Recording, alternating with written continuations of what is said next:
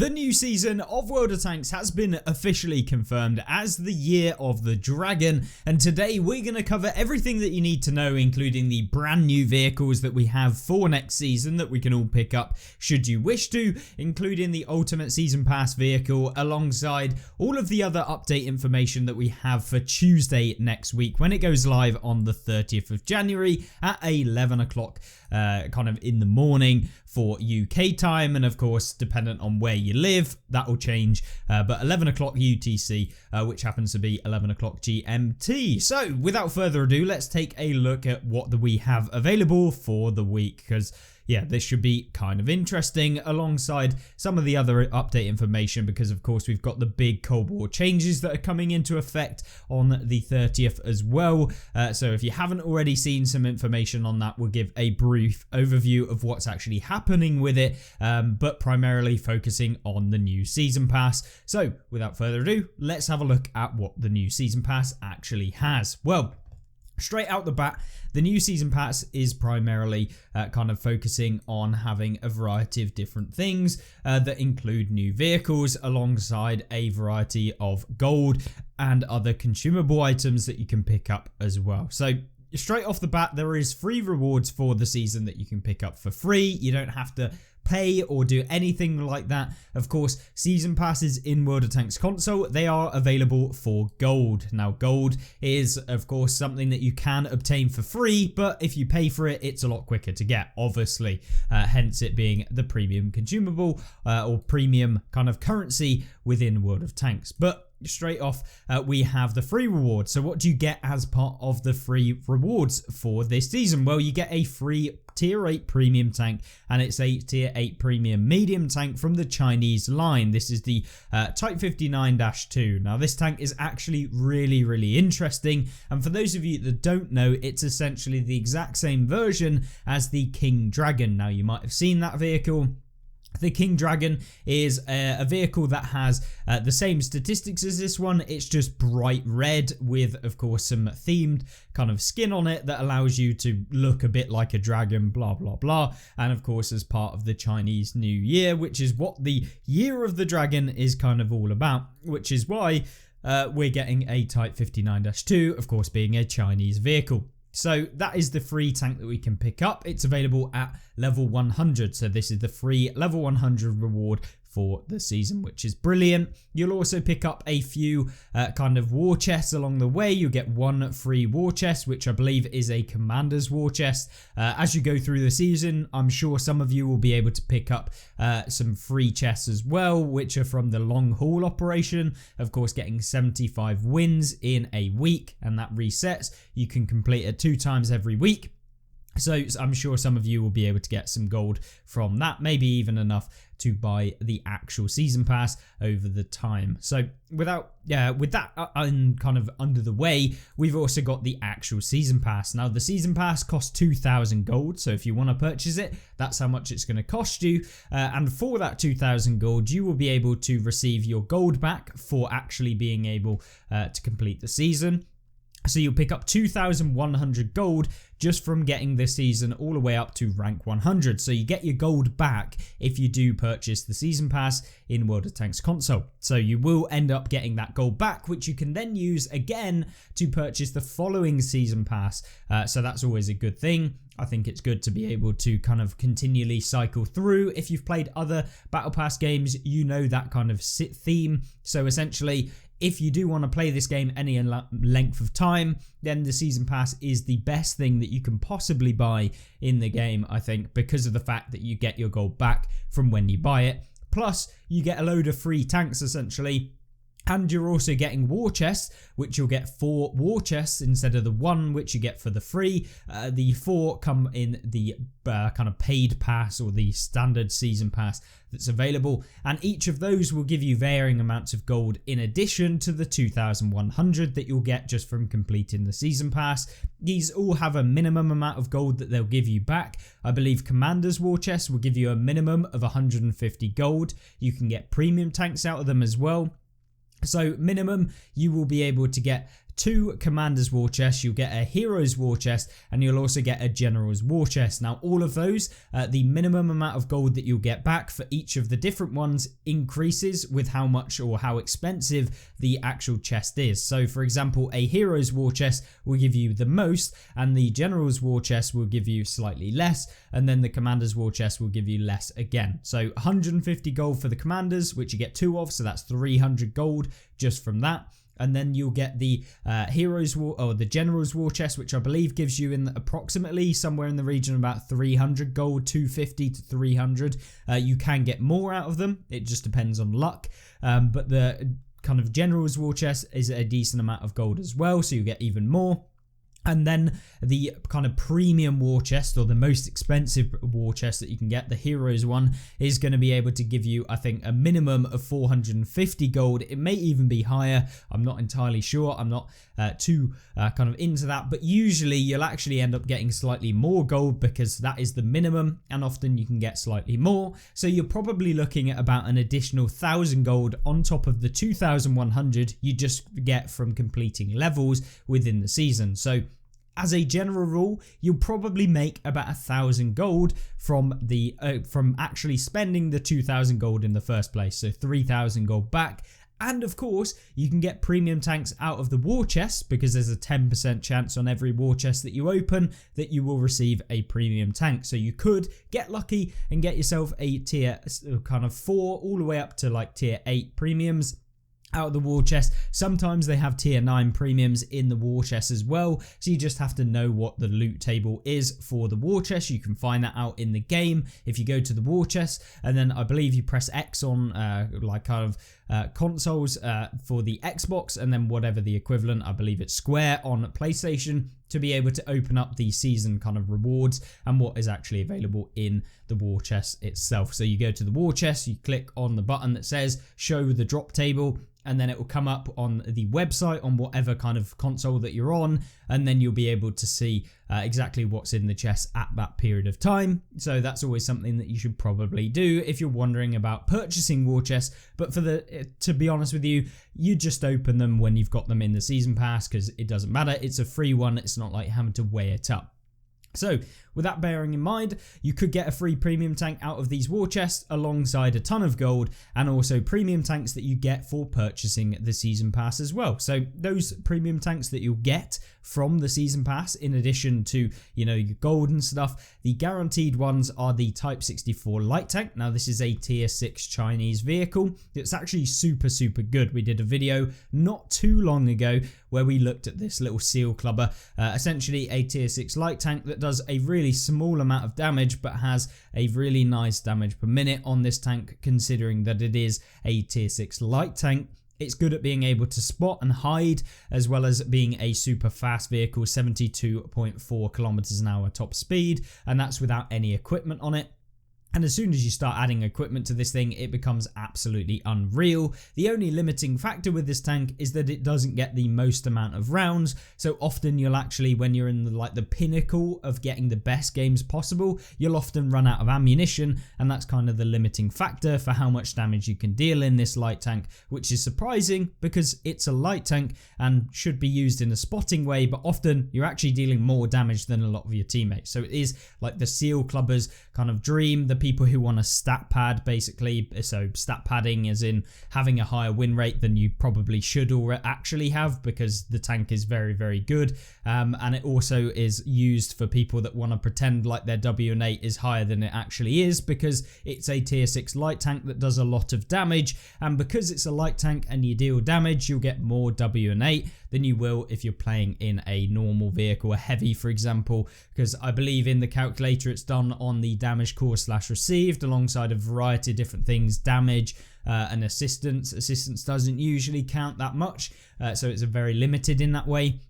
And so a lot of people use light tanks to farm WN8, but remember, it doesn't actually make you a better player. It just is pretend values that are made up. And so as soon as you play an actual tank that isn't a seal clubber, you'll soon realize that a player's not that good if you have a look into their statistics, because not all statistics are true and they can be skewed. And this certainly is one of those that a lot of people use to pretend like they're a lot better than they actually are. Just take, for example, a TVP VTU and compare it to this tank, and they'll probably have significantly worse in the TVP VTU because, let's be real, they're probably not that good of a player. So yeah, that is kind of what people use. Unfortunately, we're going to see a lot of these with the season pass being released, which is going to be fun for people in the lower tiers because this tank is very good, and as soon as a good player gets in it, it is very, very bad for the enemy teams. The only limiting factor is really that you have to fire premium if you want to make it work, which is essentially not very new player friendly.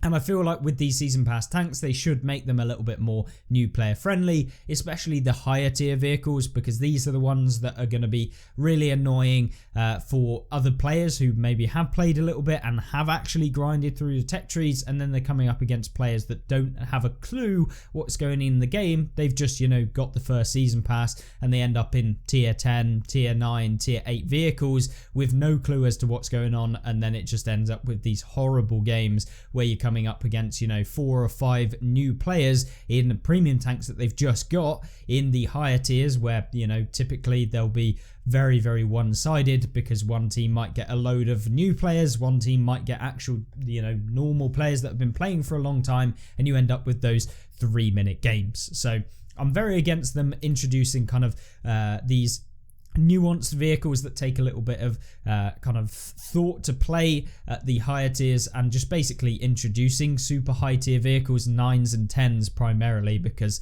it's just annoying to have to deal with new players that have no idea what they're doing, playing in the top tier tanks whilst you're sat in a lower tier vehicle, and having to rely on someone that doesn't really know what they're doing. Now, I'm not saying it's any of the new players or people that are less experienced in the game's fault. I'm just saying Wargaming probably shouldn't be rewarding people with the highest level vehicles in the game as part of a season pass. Yes, I love getting a free tier 10 premium vehicle, but at the same time, it does detract from the gameplay in the higher tiers, at least for a decent period of time until everyone gets bored. It usually takes about a month from the release of the tanks, or when people are typically getting it, for it to kind of calm down, and then it goes back to normal.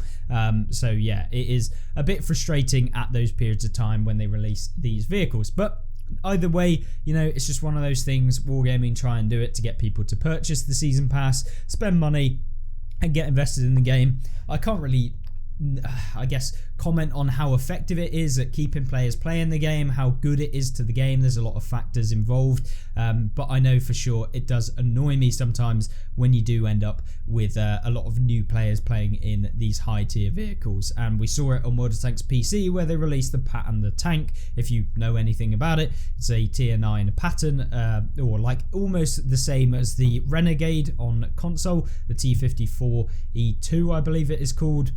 And so yeah, they released it as like a tier 9 vehicle that's slightly buffed over the tier 8 premium, and everyone had it for free, and it just caused nightmares.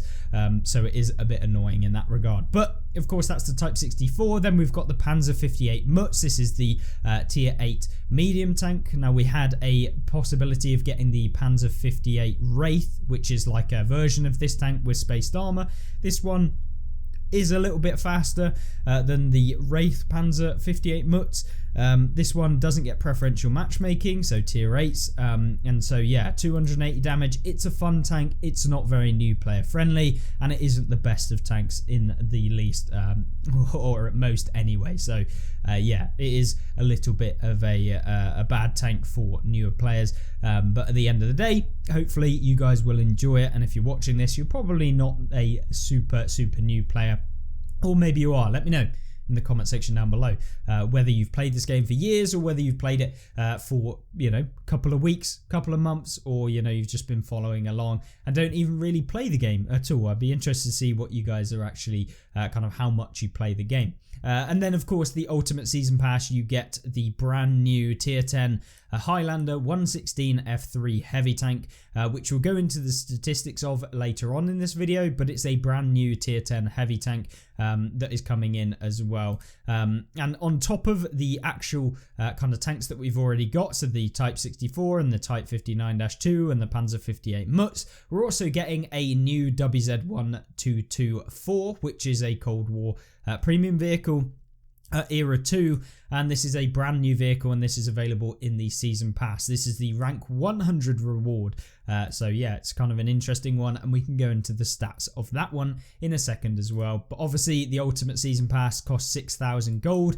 It is actually worth it if you play the game a decent amount of time, and of course with 6,000 gold being the cost, you're getting a free premium tier, well, not free, but you know, you're getting a tier 10 vehicle, and if you were to purchase it as on its own later on down the line, say you didn't get the ultimate season pass and you then decided, oh, I really want that tank actually, later on down the line, the typical cost of a tier 10 premium vehicle is around 20,000 gold.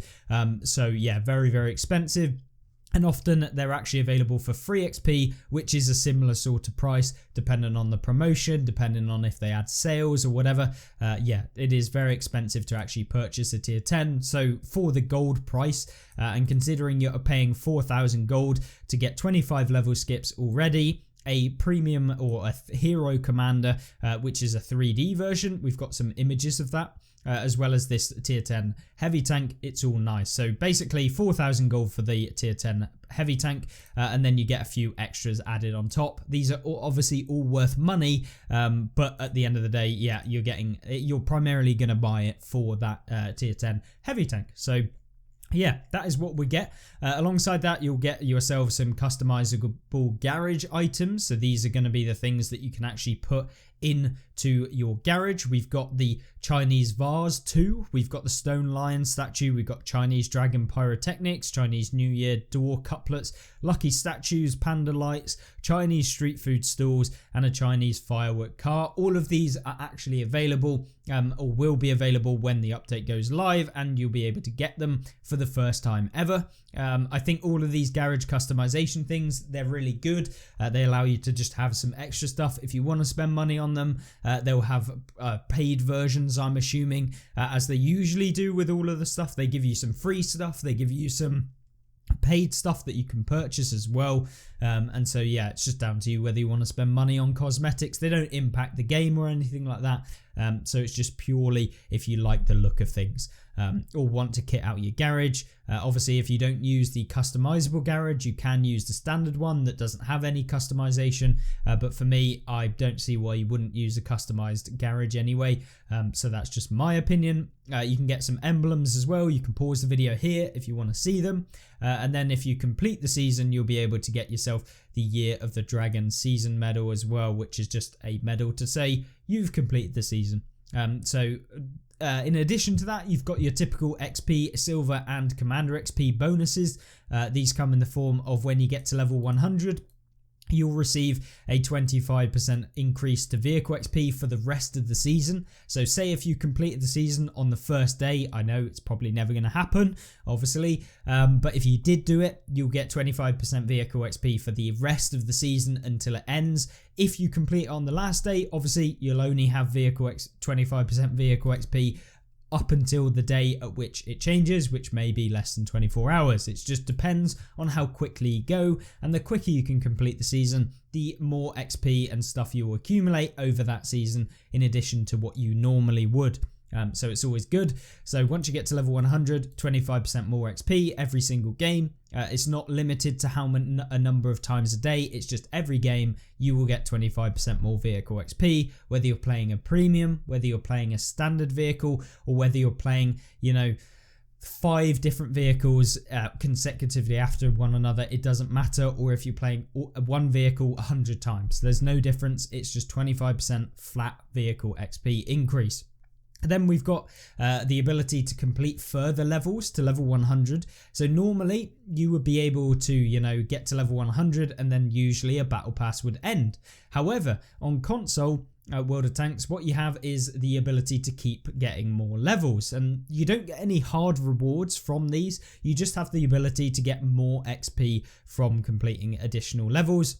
And so you see here, if you complete 18 additional levels, so an additional 90 points, after level 100, that will take you to level 118, you'll receive a 25% commander XP bonus. And if you complete 24 additional levels from completing the season, so getting to 124, you'll be able to get yourself 25% more silver on every game that you play. So that is also the same, so it works the exact same as the vehicle XP as we mentioned earlier. So yeah, really nice extra bonuses for completing the season pass and going beyond actually just getting to rank 100, and worth it if you're going to be trying to grind silver towards some of the end of the event.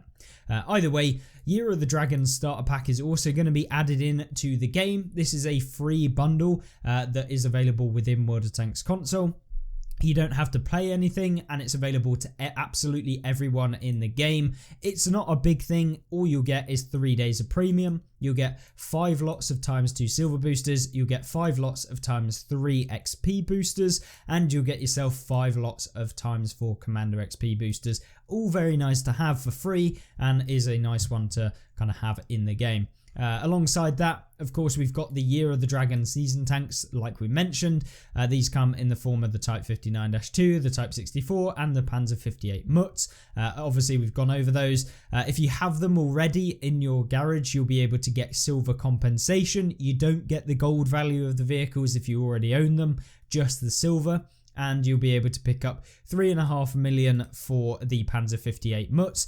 1.4 million for the Type 64, and you'll also get 3.3 million if you have the Type 59-2. It's based on kind of how Wargaming prices premium tanks. But obviously, then we have the actual new vehicles. These are the interesting bits of the video in terms of the new tanks and tanks themselves that we haven't seen before. So this is the WZ1224. This is a vehicle that primarily is inspired by a 1970s prototype for a Chinese main battle tank. Arrives equipped with a 120mm main armament, a hard-hitting weapon for an Era 2 medium tank, and use it to support your team, blah blah blah. So, in terms of stats, what do you get? Well, you get a 55% silver bonus, so not the highest in the game by far. The highest that I know on a Cold War premium tank is 65%. Now, some of you who play Cold War might be able to kind of say, oh no, it's actually 70% on this tank, but as a general rule, the highest that I've seen, 65% on some of the tanks, which is of course quite a high amount of silver bonus. So really nice to farm silver in Cold War with some of these tanks. But 55%, not the worst. It isn't the minimum that they give premium vehicles, which is 50%. So an additional 5% on top of that. This tank has a power to weight ratio of 21.69, allowing it to continuously go pretty fast along most terrain. 65 kilometers an hour top speed, so it's relatively fast as well. You've got the ability to turn quite easily, 40 degrees a second on the hull, so how fast you're turning. And then of course the turret traverse also 34 degrees, allowing you to basically do a full 360 degrees when using your hull and your turret at the same time of about 7 seconds, somewhere in that region. In fact, that's completely off. It's about 5 seconds, something like that. So not too bad, not too shabby. And then gun depression 5 degrees, not the best in the world. It is going to be limiting in some situations.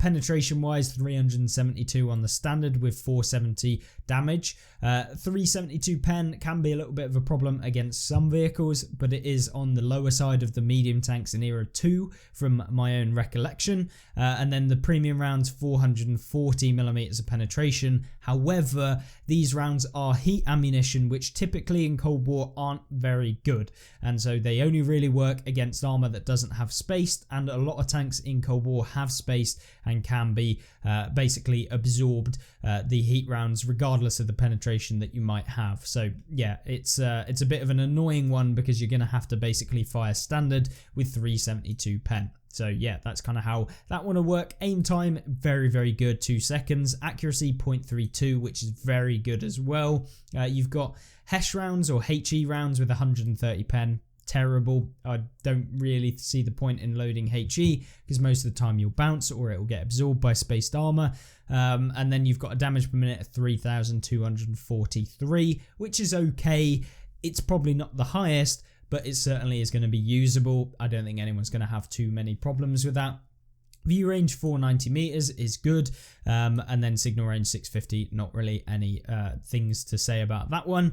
Armor wise, looks like you've got a little bit of spaced armor, but it is probably not going to be enough to be able to reliably bounce very many things in this era, and so you are going to get penned quite easily, I think, and so you're going to have to play that support role as well as be able to kind of snipe using your accuracy to be able to get damage early on and then go in to help out teammates, as you typically would in Cold War, rather than YOLO in. You can't really YOLO with this tank because you're probably not bouncing anything. So yeah, I think it will be a fun tank to play. I always enjoy the mediums in Cold War. I feel like they're kind of fun because you have that little bit of risk versus reward, even if they can be frustrating when you get ammo rack, like I did on my stream recently, as I'm sure some of you might have seen.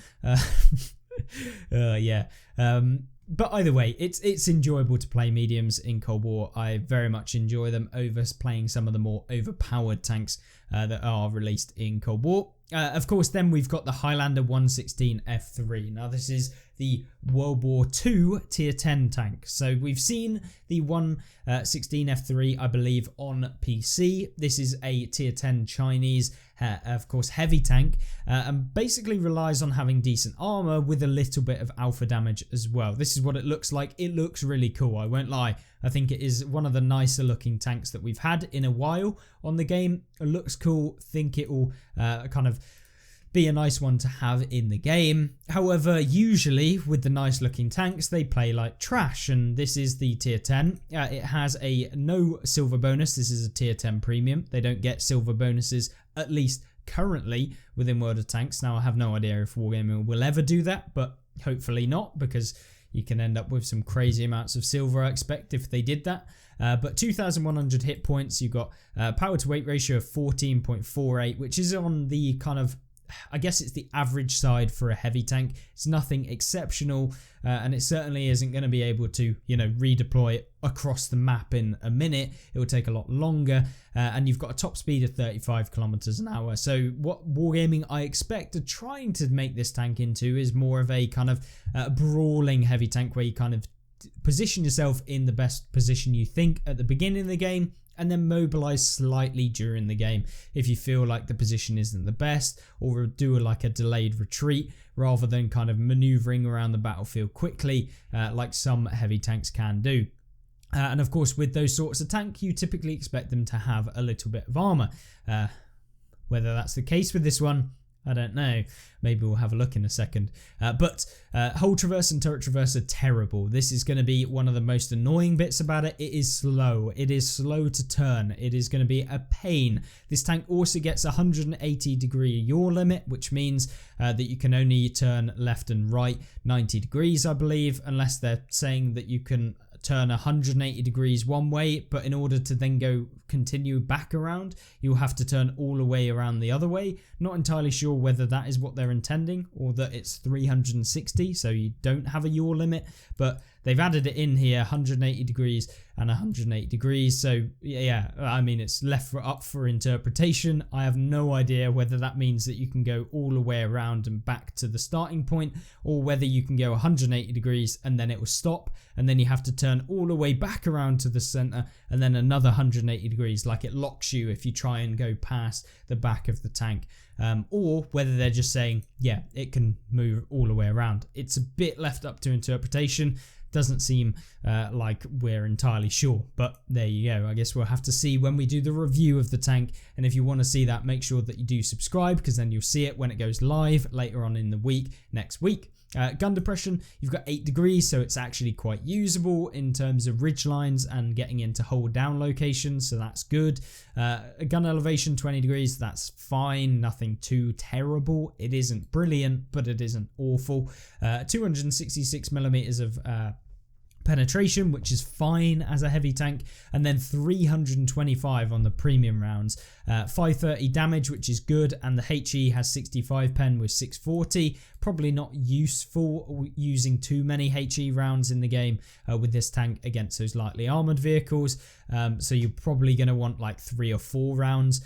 You've got a 2.9 second aim time, so it's quite long, with a 0.42 accuracy, so it's not that accurate either. But of course, its console accuracy can get buffed crazily, and you can probably get this down to like 0.32, if not more, when you're using some of the perks in the game. Rate of fire, 3.6 rounds a minute, which is hideous. absolutely hideous, giving you a damage per minute of 1908. So it is horrendous.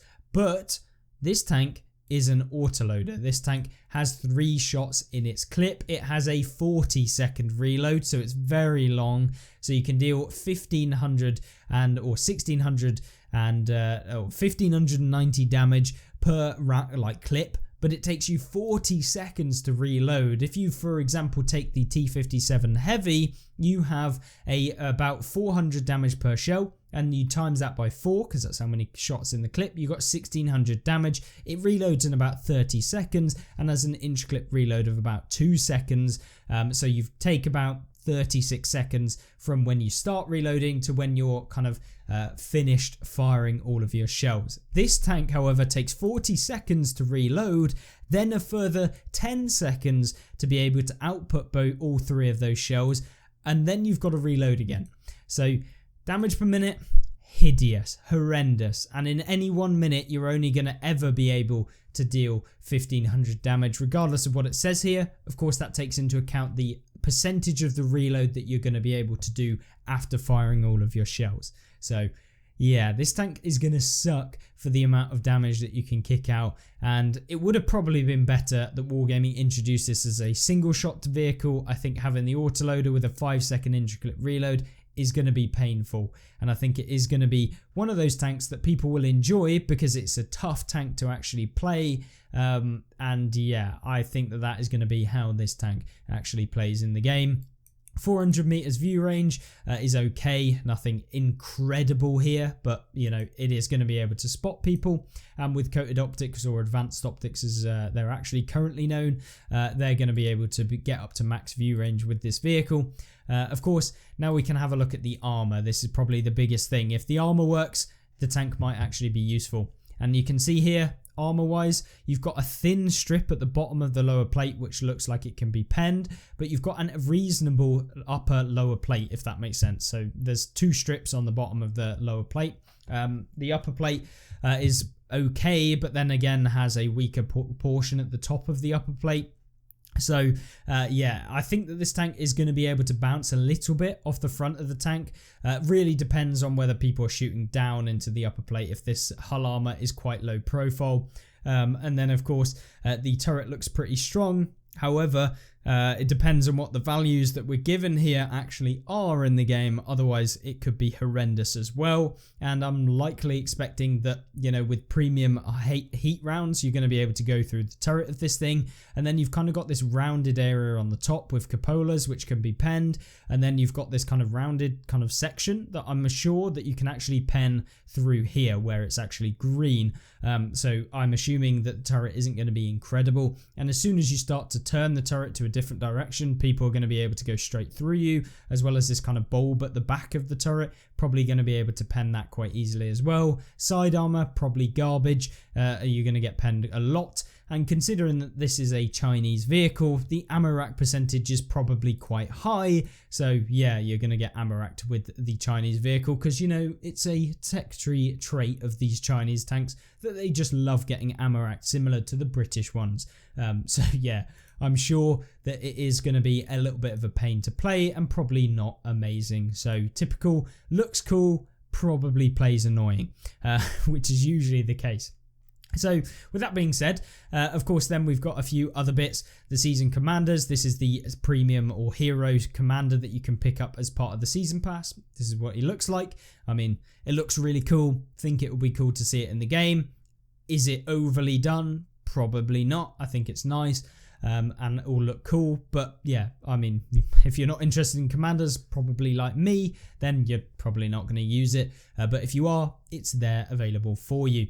Of course then, season level buyouts, you can purchase season levels using 250 gold per level. Of course, it's very, very expensive if you want to actually just buy out the season from the beginning, and so I would never recommend it. Of course, if you get to like level 96 and you're so close to getting to level 100 in the season at the end of the season, you're thinking, oh, I'm not going to be able to complete it before the end of the season, maybe spending 1,000 gold might be worth it for you. Just entirely depends, or maybe you don't really care about money because you've got too much of it, which is a nice situation to be in, by the way, and you just spend all of your money to get the tanks instantly.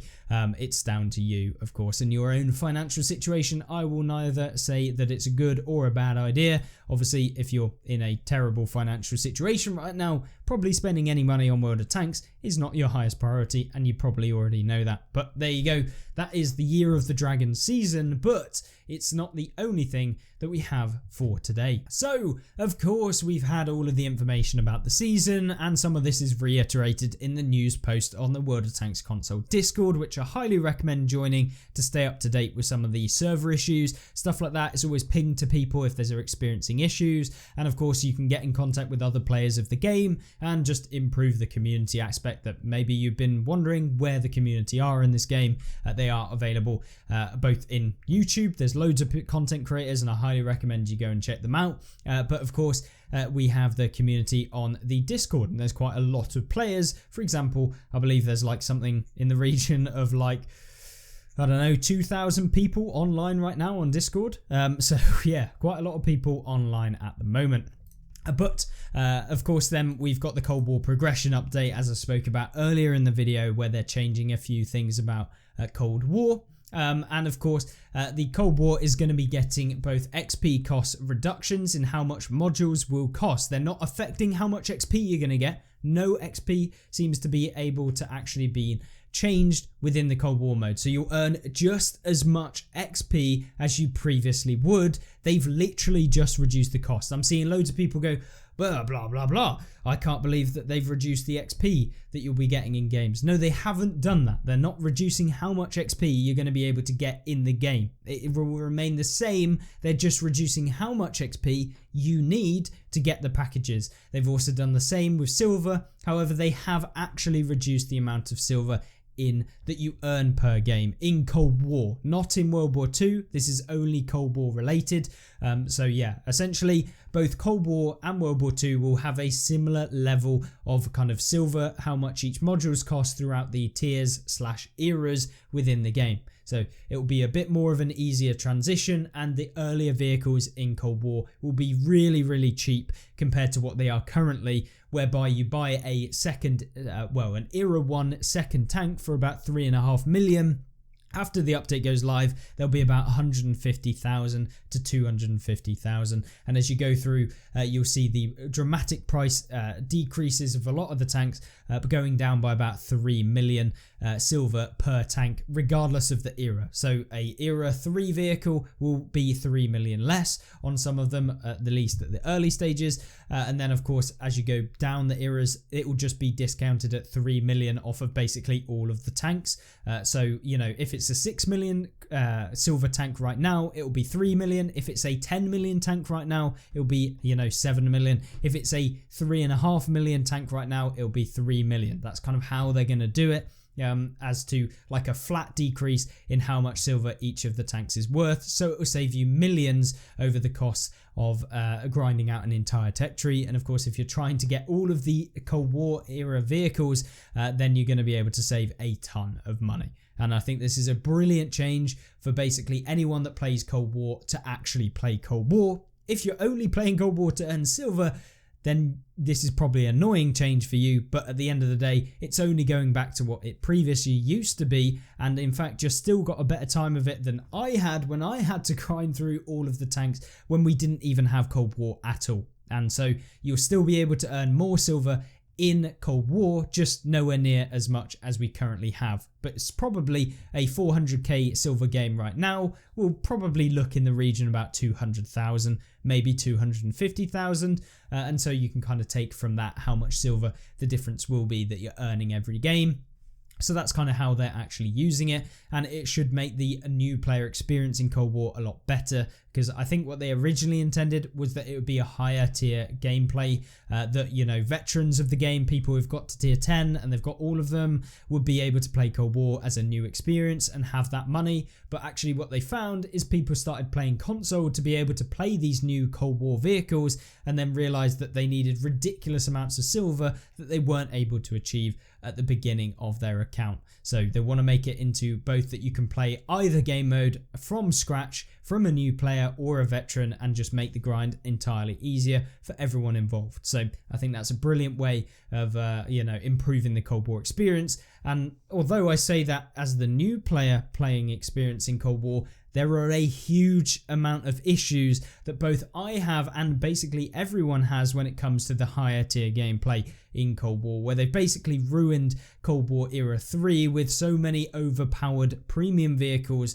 that are running amok right now. The Weasel, the 477, you've got things like the FE4211 in Era 2 still causing problems for a lot of people, and the increase of the amount of overpowered premiums in Cold War has only really fueled the issues of the higher tier actual gameplay as opposed to the modules and stuff that you can purchase. I still think that that is a brilliant change, but they definitely need to do something about the higher tier gameplay in Cold War. It is atrocious right now, and there is definitely some gameplay tweaks that need to be done. Whether they go ahead and buff all of the tech tree vehicles to make them better and therefore not buff any of the premium vehicles that are overpowered, and therefore the people who are going to be complaining about how you've changed my premium tank can't really complain because it's only the tech tree tanks that got buffed. They haven't nerfed their tank directly, so you can't complain, unfortunately for you. But of course, if it was me doing it, I would just nerf the broken premium tanks. Issue solved. Don't have to do any development with regards to the tech tree tanks. Just nerf the broken tanks for goddamn sake. Unfortunately, you're going to get people go, I bought this tank, but actually legally obligated, you don't have to refund any money to them. So, it sucks, and I'm sorry to say, but if something is hurting the game, and although maybe I like it, the fact that I can roll around in my Weasel toe and be an absolute nuisance, you have to accept the fact that it isn't nice gameplay for anyone else involved, and that you are adding to the issues that this game has. And so I would just nerf it. I think that is what I would do. Of course, from a business standpoint, I don't know where that leaves Wargaming in terms of whether they think it would be a good idea for that or whether they think that players will leave. But at the end of the day, it's down to them to make a decision or just leave it as a cesspool that it currently is, at which point it's probably hurting the game more than if they just try and do something about it. So that's kind of where I'm at. I definitely have no intention of grinding until Era 3 playing tech tree vehicles until they've sorted the issues out. I will definitely play Era 1 and Era 2, but as soon as you get to Era 3, it's an absolute cesspool of just like toxic vehicles that are just broken and need to be sorted out. Whether they buff the actual tanks, I think that's a good way of kind of contributing to both sides, whereby you're not annoying players because you've nerfed their premium tank that they've so righteously bought to, be better than everyone else. And of course, you're not and then of course you're actually making it easier for people who want to play Cold War as it should be played, rather than YOLOing down a flank with a Weasel toe that can't be spotted, and when you ram into it, deals no damage whatsoever to it. So yeah, I think that would be a good change, and hopefully they'll do something about it, considering that they have made some actual good updates for Cold War. Maybe we'll see some later on down the line, but of course, no information about it. I'm not saying that Wargaming are doing anything about this. I'm just saying that's what I'd love to see Wargaming actually do about Cold War for the future.